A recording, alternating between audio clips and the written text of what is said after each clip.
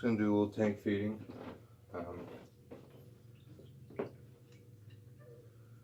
got some brine shrimp thawing in a little glass. I got some larger cichlid pellets.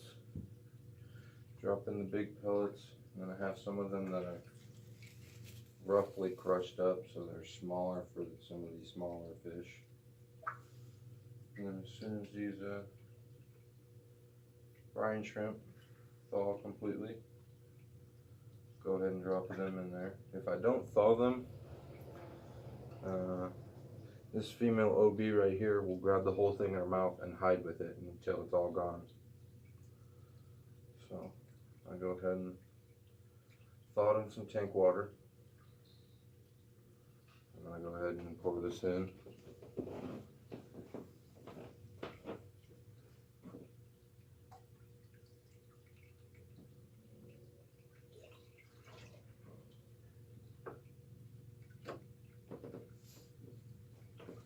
This is a 75-gallon with a sump and overflow system. It's got mixed Africans. There are some Mbuna, some peacocks, and there's one hap. Stocking wise, there are 7 red zebras, 3 yellow labs, a pseudotropheus snow white, albino stockalophi. There is a large male OB peacock, female, and 2 female OB peacocks. There is a red shoulder peacock,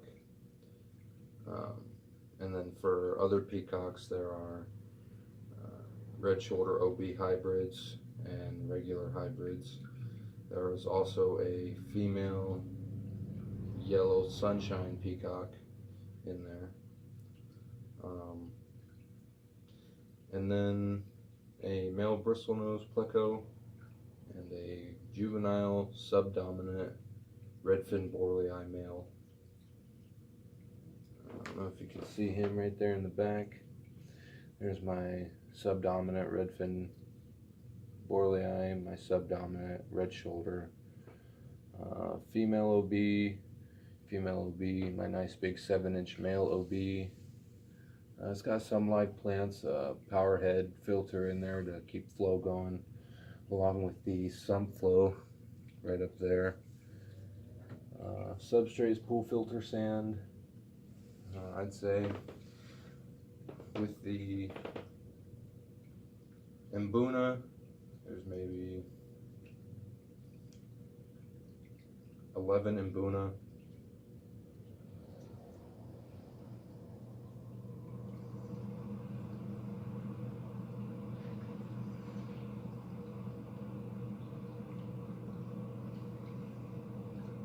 There's a lot of fish in here. I'm trying to get a rough estimate in my head. Let's see, I know I got at least 10 juvenile peacocks that are about close to 2 inches, an inch to 2 inches. I've got, well, some of them are pushing 3 inches now, so I'd say 1.5 inches to 3 inches. I also have maybe 7 left of red empress,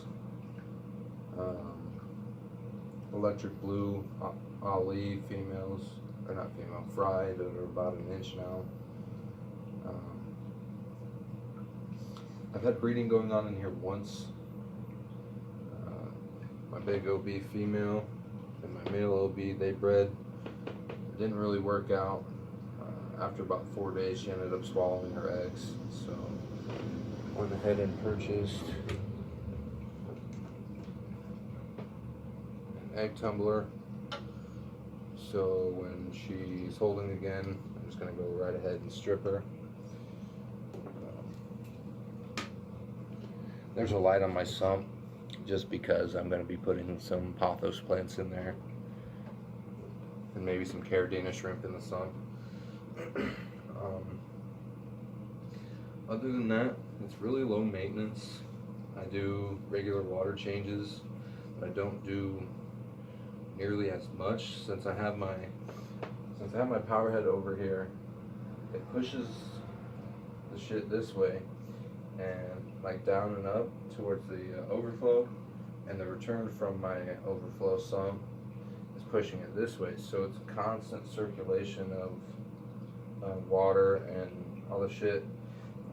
Now I'm gonna have to, say in a couple weeks, take all this down, siphon out underneath it, because I know there's gonna be poop, food, plant matter, anything like that up underneath all those rocks, because it is getting pushed that way up to the overflow, which is right here in this back corner. But other than that, I'm gonna get some Cory catfish maybe, and some sort of loach. I want to get clown loaches, but I know clown loaches are gonna grow too big for this tank. But here's the thing with that. It takes years and years for clown loaches to get to their max size. I've seen a max size clown loach, I'll say what, around 20 some inches, but that's about 20 years. They grow about an inch a year, I've been told. Honestly, it just depends on how much you feed them, how big their tank is already, care, everything like that. So they do pretty good in here. They've got places to hide. I feed live foods, frozen foods, pellets, vegetables, everything like that. Which I'm going to start making my own frozen food. It's going to have cucumbers, broccoli, pellets, bloodworms, and brine shrimp, all pureed or blended up into a some sort of a paste or like a liquid. And then I'm going to freeze them in ice cube trays, and that'll have food for my mbuna, my peacocks, and whatever else I have in there, because mbuna, they're herbivores, and peacocks are more of a omnivore, carnivore, everything like that. So they don't really eat my plants. I've got Anubis and Amazon sword in there. They pick at it a little bit, but they really don't mess with it. It's just because I've been feeding chunks of cucumber that I let them just chow down on, and pieces of broccoli and stuff like that. But thanks for watching.